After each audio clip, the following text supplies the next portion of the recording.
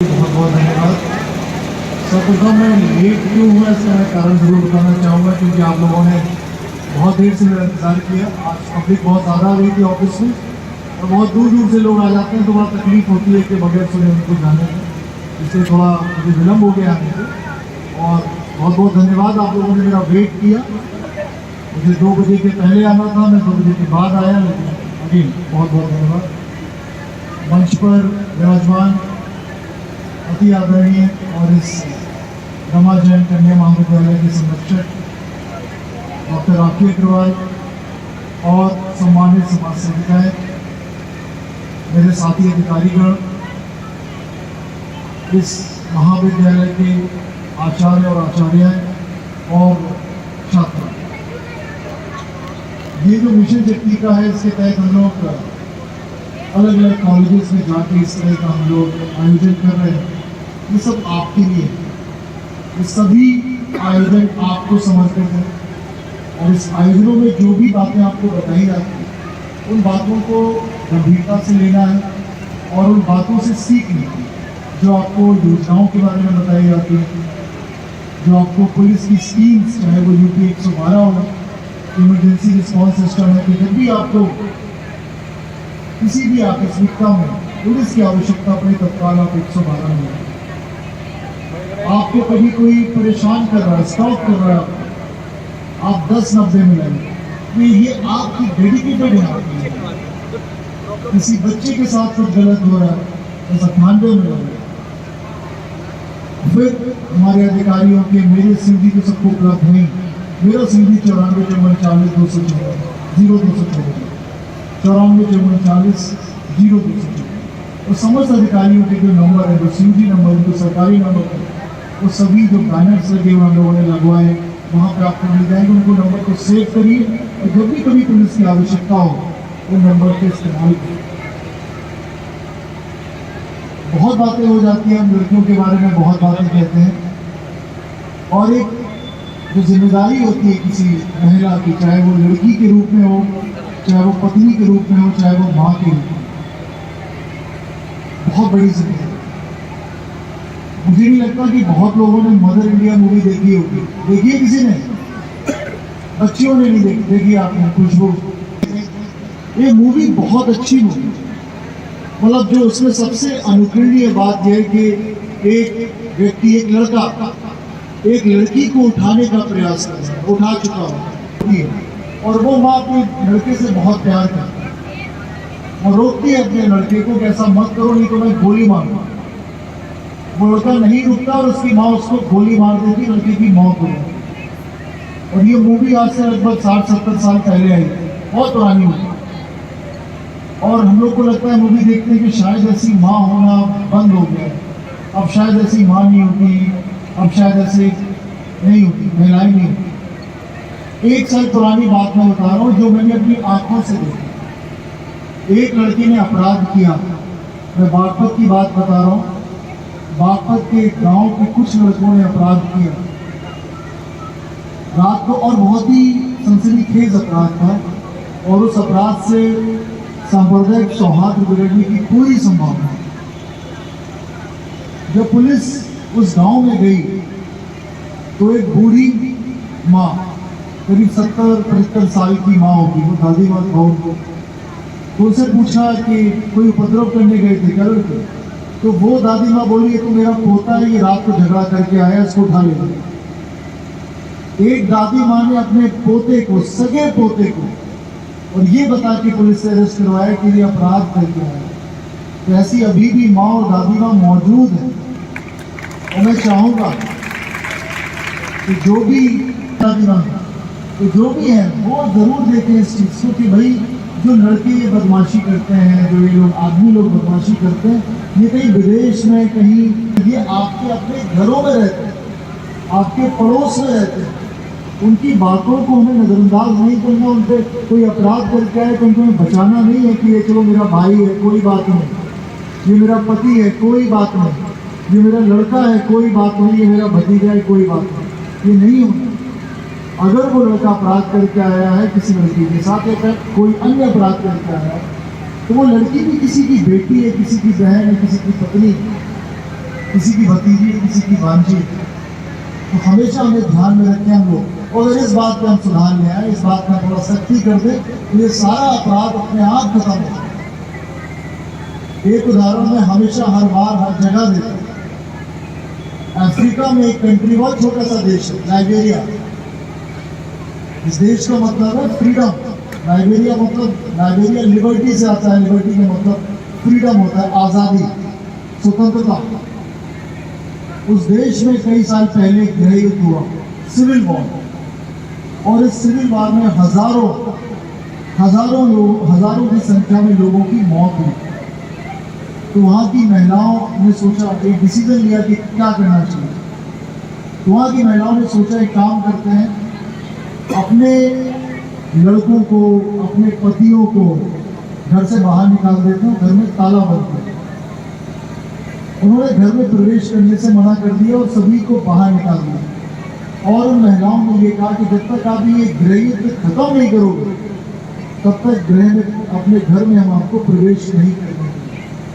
और वो गृह युद्ध समाप्त हो गया।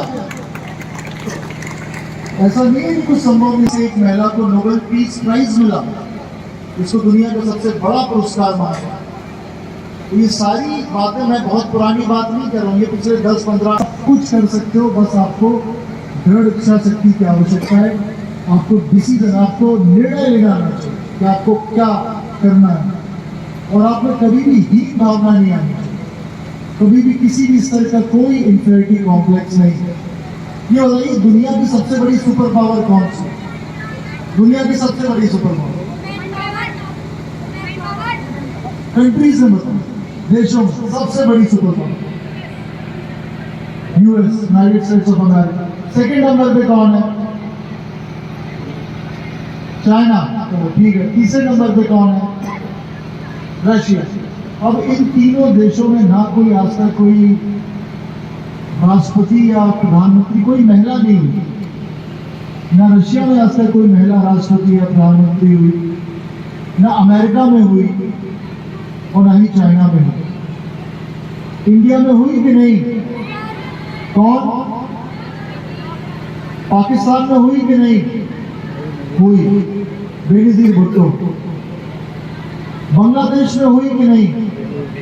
हुई, 2, बेगम खालिदा जिया और शेख हसीना। श्रीलंका में हुई कि नहीं? हुई कि नहीं? श्री मावो भंडारनायके, जो दुनिया की किसी भी देश की पहली महिला प्रधानमंत्री। और ये हमारे देश बहुत गरीब देश कहा जाता है, इनको कहा जाता है कि बहुत बैकवर्ड देश है। और हमारे इन देशों में वो प्रधानमंत्री 70 और 80 के दशक में हुए। अभी की मैं बात ही नहीं कर रहा। इंदिरा गांधी जी तो 60s में प्राइम मिनिस्टर थे, और उनके पहले श्री मावो भंडारनायके प्राइम मिनिस्टर बन चुकी थी। बेनजीर भुट्टो 80s में प्रधानमंत्री थी, और सेम ये शेख हसीना, वाजिद और खालिदा जिया। तो इंफीरियरिटी कॉम्प्लेक्स नहीं होना है। जो दुनिया के बड़ी बड़ी सुपर पावर अपने यहाँ हेड ऑफ स्टेट किसी महिला को नहीं बना पाए, अपने ये 4 देश, सब कॉन्टिनेंट के 4 देश कर चुके हैं, और कई दशकों पहले कर चुके हैं। ये दर्शाता है कि हमें कभी भी अपने आप को कम नहीं आंकना है।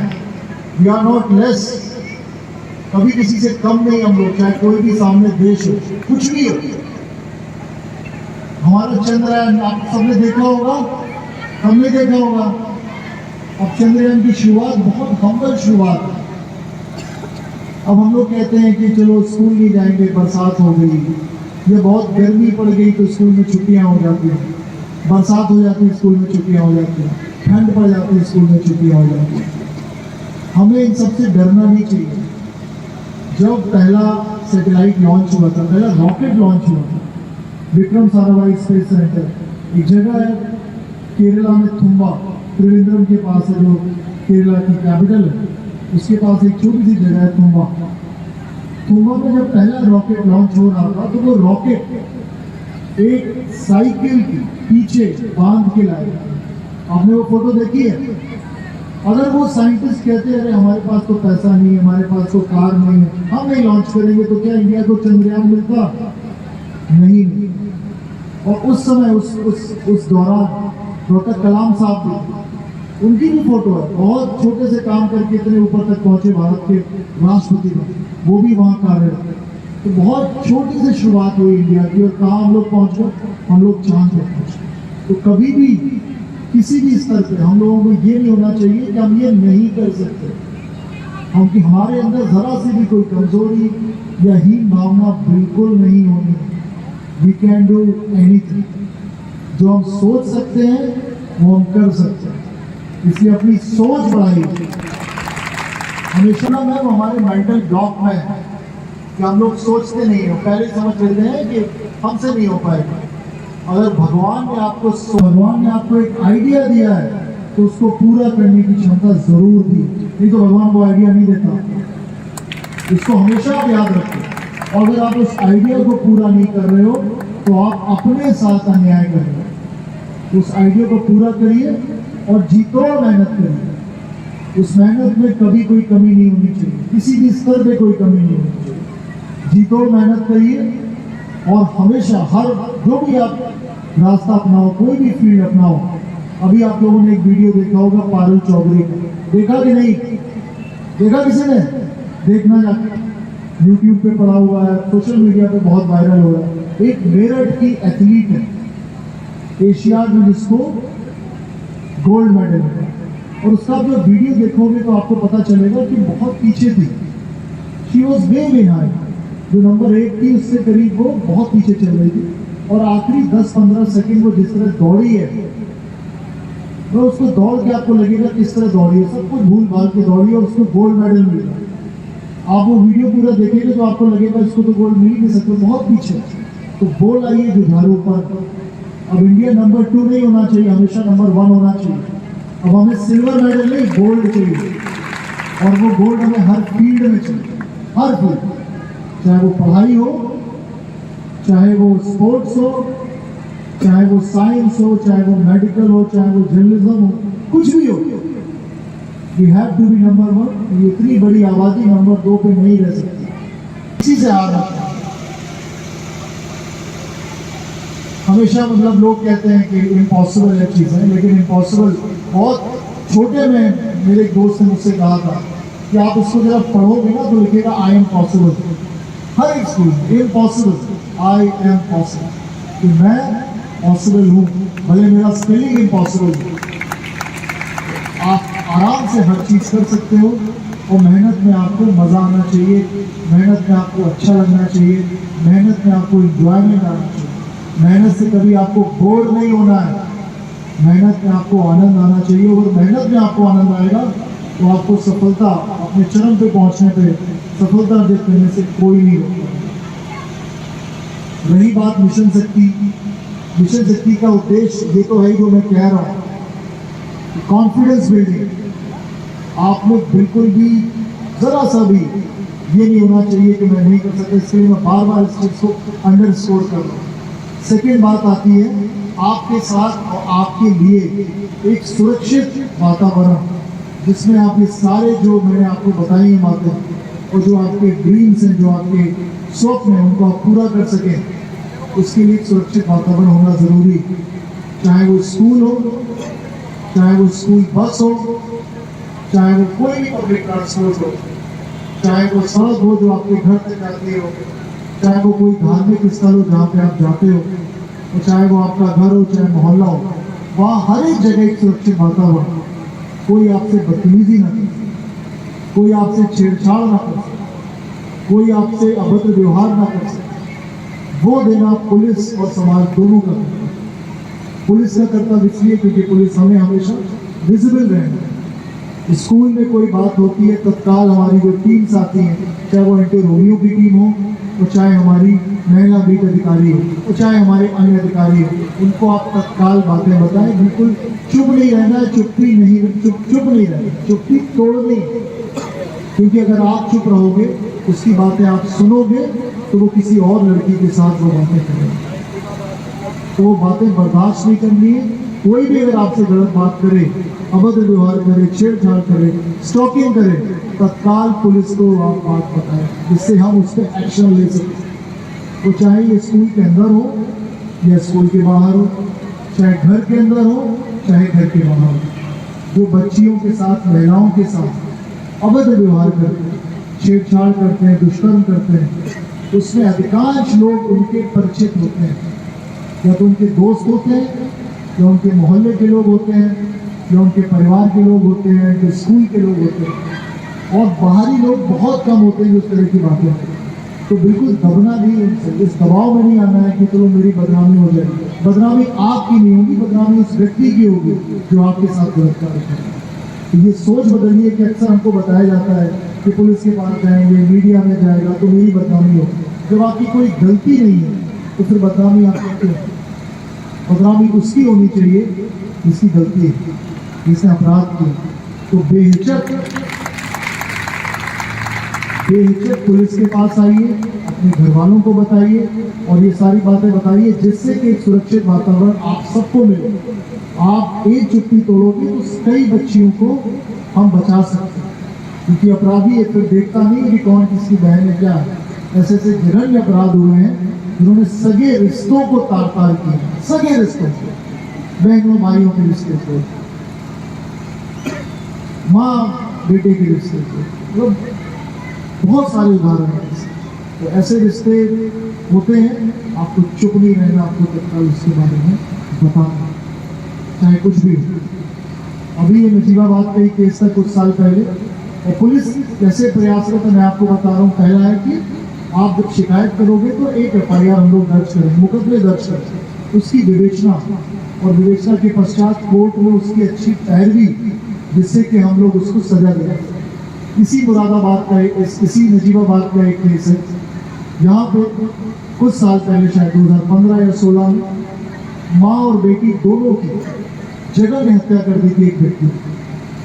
जो लोग उस घटना को याद कर रहे होंगे, जो थोड़ी उम्र में होंगे सीनियर, उनको पता होगा। उस व्यक्ति को पिछले हफ्ते मृत्यु दंड दिया गया, फांसी की सजा हुई। वो इसलिए हो पाई क्योंकि जो वो परिवार था और जो गवाह थे उन्होंने बिना डरे गवाही दी।